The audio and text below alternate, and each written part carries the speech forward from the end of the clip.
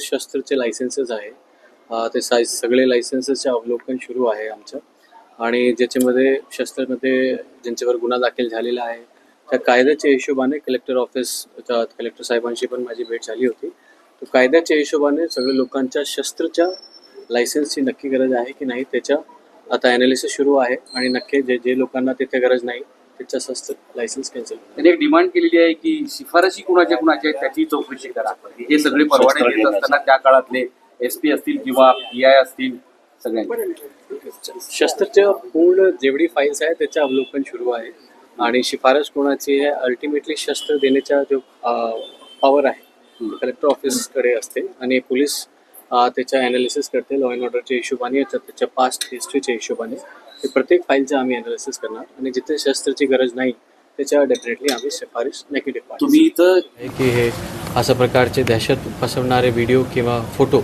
ते सोशल मीडियावर व्हायरल नाही झाले पाहिजे. केले तर त्याच्यामध्ये गुन्हा दाखल होईल.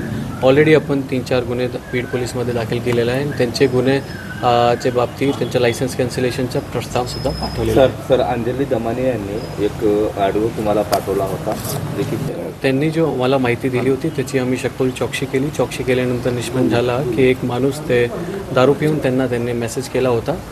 जे लोकेशन त्यांनी आम्हाला सांगितलेली आहे ते लोकेशनचे पोलीसला आम्ही विचारलेले आहे आणि प्रत्येक जगा नेगेटिव्ह मिळालं. सर सोशल मीडियामध्ये सामाजिक तेढ निर्माण होईल अशा पद्धतीचे पोस्ट केले जात आहेत. तुम्ही अवैध शास्त्र केली ते सामाजिक तेढच्या बाबतीत सुद्धा आम्ही प्रेस नोटमध्ये टाकलेला आहे. तो सगळे लोकांना मी हेच म्हणतो की असा प्रकार कुठल्याही प्रकारची पोस्ट तुम्ही टाकू नका बिकॉज पोलीसपर्यंत आली आणि त्यामध्ये क्राईम डिस्क्लोज झाला तो आम्ही त्यामध्ये गुन्हा दाखल कारवाई केली का तुम्ही या संदर्भात किंवा सध्या आम्ही वेपनच्या बाबतीत केलेली आहे आणि जसं जसं आम्हाला माहिती मिळते आम्ही कारवाई सर या तपासाच्या अनुषंगानं पण एका महिलेने राज्य महिला आयोगाकडे तक्रार केलेली होती. त्या संदर्भात राज्य महिला आयोगाने आपल्याकडे काही इन्स्ट्रक्शन्स किंवा लेटर्स काही गायडन्स पाठवले नाही. सध्या आमच्याकडे तसं नाही. ठीक सर या तपासाच्या अनुषंगानं तुमच्या बीड पोलिसांची भूमिका महत्त्वाची असणार आहे. या सगळ्या सहकार्य कसं सुरू आहे आणि त्यासोबत कायदा सुव्यवस्था अबाधित राहावी यासाठी तुमचं काय पाऊल टाकले जातं? बीड पोलीस सध्या जो तपास आहे CID कडे आहे आणि CID जसं जसं आमच्याकडून मदत मागतात आम्ही त्यांना सहकार्य करतो. सर वाल्मिक कराड यांना 2 अंगरक्षक देण्यात आलेले होते. ते अंगरक्षक त्यांच्याकडून कधी काढून घेतले त्याच्या संदर्भात काही तुमच्याकडं पोलीस प्रशासनाचं काही हे आहे का सर्क्युलर आणि किती अंगरक्षक होते आणि कधी काढून घेतले ह्याची माहिती मला बघावं लागेल. मी नंतर थँक्यू सो मच. थँक्यू.